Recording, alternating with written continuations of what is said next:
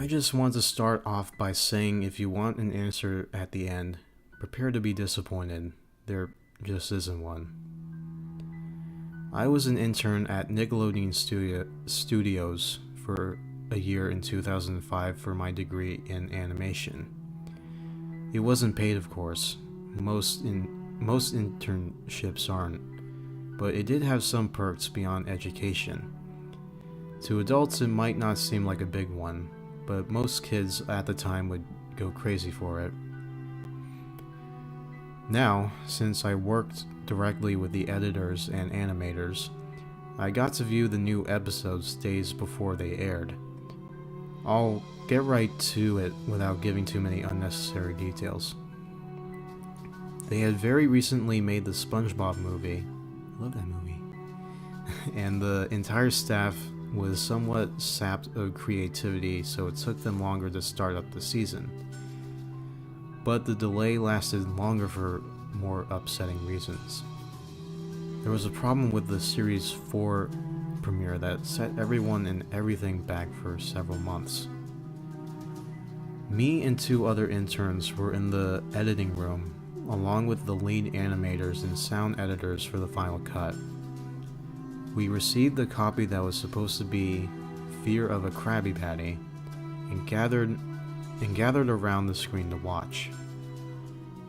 Now, given that it isn't final yet, animators often put up a mock title card.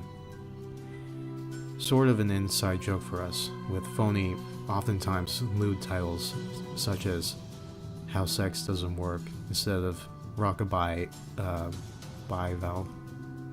I never really know how to pronounce this one.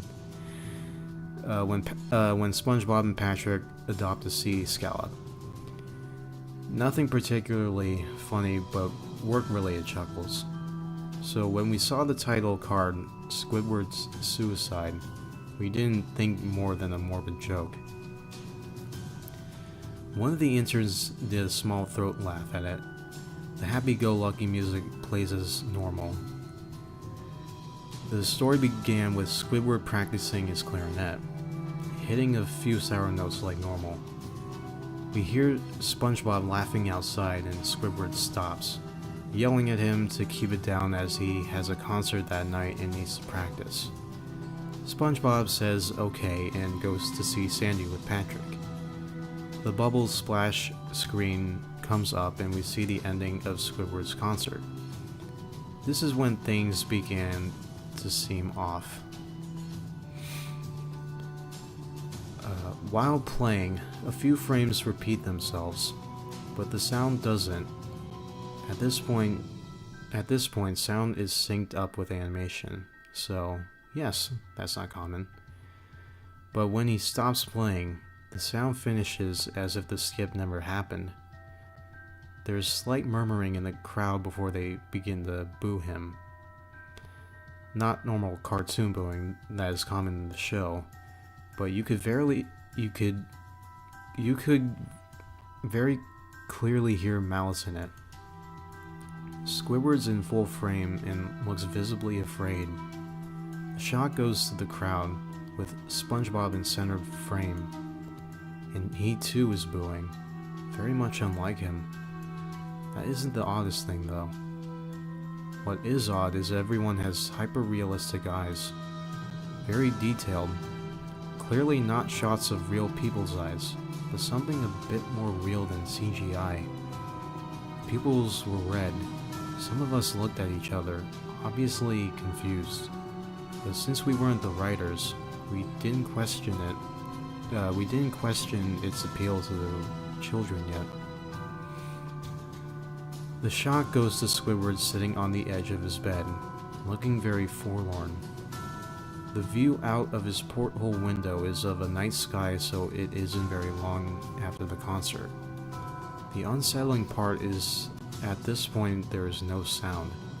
Literally no sound. Not even the feedback from the speakers in the room. It's as if the speakers were turned off, though their status showed them working perfectly. He just sat there, blinking, in this silence for about 30 seconds. Then he started to sob softly. He put his hands, tentacles, over his eyes and cried quietly for a full minute more. All the while, a sound in the background very slowly growing from nothing to barely audible. It sounded like a slight breeze through a forest. The screen slowly begins to zoom in on his face.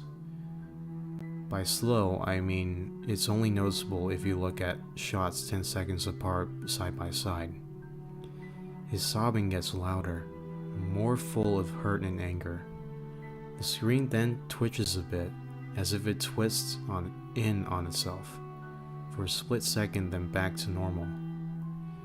The wind through the trees sound gets slowly louder and more severe, as if a storm is brewing somewhere.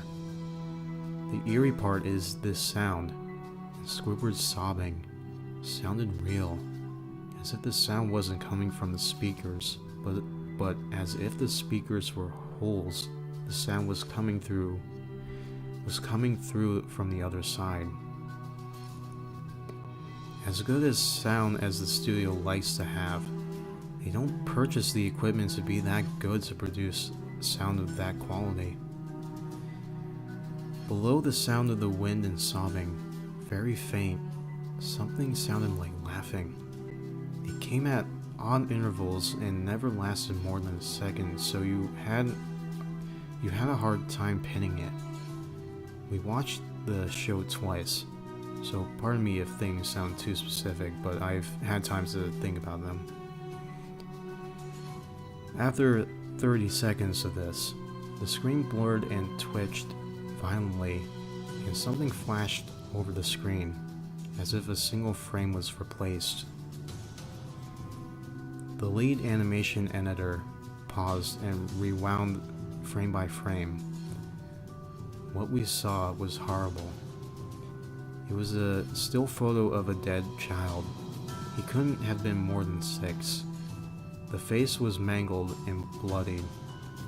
One eye dangling over his upturned face pops. He was naked down to his underwear, his stomach crudely cut open and his entrails laying beside him. He was laying on some pavement that was probably a road. The most upsetting part was that there was a shadow of the photographer. There was no crime tape, no evidence tags or markers, and the angle was completely off for a shot designed to be evidence. It would seem the photographer was the person responsible for the child's death. We were of course mortified, but pressed on, hoping that it was just a sick joke. The scream flipped back to Squidward, still sobbing, louder than before, in half body and frame. There was now what appeared to be blood running down his face from his eyes. The blood was also done in a hyper-realistic style, looking as if you touched it. Looking as if you touched it, you'd get blood on your fingers. The wind sounded now as if it were that of a gale blowing through the forest. There were even snapping sounds of branches. The laughing, a deep baritone, lasting at longer intervals and coming more frequently. After about 20 seconds, the screen again twisted and showed a single frame photo. The editor was reluctant to go back. We all were, but he knew he had to. This time, the photo was that of what appeared to be a little girl. No older than the first child. She was laying on her stomach, her barrett's in a pool of blood next to her. Her left eye was too popped out and popped. Naked except for underpants. Her entrails were piled on top of her above another crude cut along her back. Again, the body was on the street and the photographer's shadow was visible. Very similar in size and shape to the first. I had to choke back vomit and one intern, the only female in the room, ran out. The show resumed. About 5 seconds after this second photo played, Squidward went silent, as did all sound. Like it was when this scene started. He put his tentacles down and his eyes were now done in hyperrealism like the others were in the beginning of this episode. They were bleeding, bloodshot, and pulsating. He just stared at the screen, as if watching the viewer. After about 10 seconds, he started sobbing, this time not covering his eyes. The sound was piercing and loud, and most fear-inducing of all is his sobbing was mixed with screams. Tears and blood were dripping down his face at a heavy rate. The wind sound came back, and so did the deep voice laughing. And this time the still photo lasted for a good 5 frames. The animator was able to stop it on the 4th and backed up. This time the photo was of a boy, about the same age, but this time the scene was different. The entrails were just being pulled out from the stomach wound by a large hand. The right eye popped and dangling, blood trickling down it. The animator proceeded. It was hard to believe, but the next one was different, but we couldn't tell what. He went on to the next. Same thing. He went back to the first and played them quicker and I lost it. I vomited on the floor. The animating and sound editors gasping at the screen. The 5 frames were not as if they were 5 different photos. They were played out as if they were frames from a video. We saw the hand slowly lift out the guts. We saw the kid's eyes focus on it. We even saw 2 frames of the kid beginning to blink. The lead sound editor told us to stop. He had to call in the creator to see this. Mr. Hillenberg arrived within about 15 minutes. He was confused as to why he was called down there, so the editor just continued the episode. Once the few frames were shown, all screaming, all sound again stopped. Squidward was just staring at the viewer, full frame of the face, for about 3 seconds. The shot quickly panned out and that deep voice said, "Do it." And we see in Squidward's hands a shotgun. He immediately puts the gun in his mouth and pulls the trigger. Realistic blood and brain matter splatters the wall behind him in his bed, and he flies back with the force.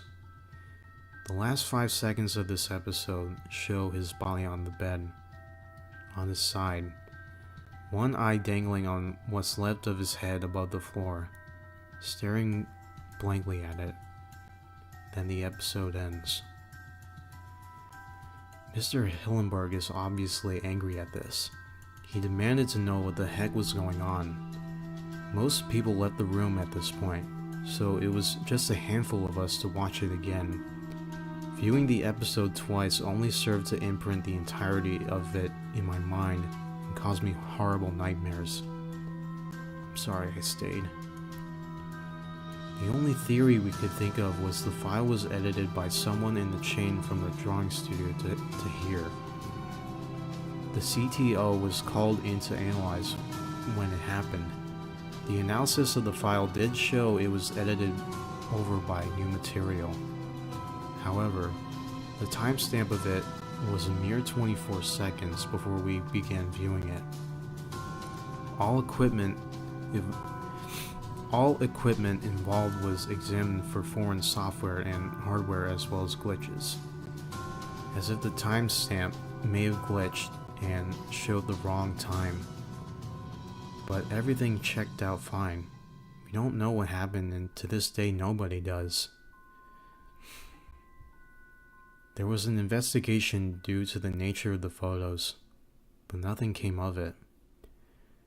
No child was identified and no clues were gathered from the data involved, nor physical clues in the photos. I never believed in unexplainable phenomena before, but now that I have, something happened and can't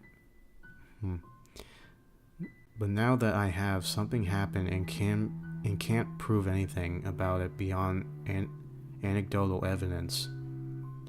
I think twice about things.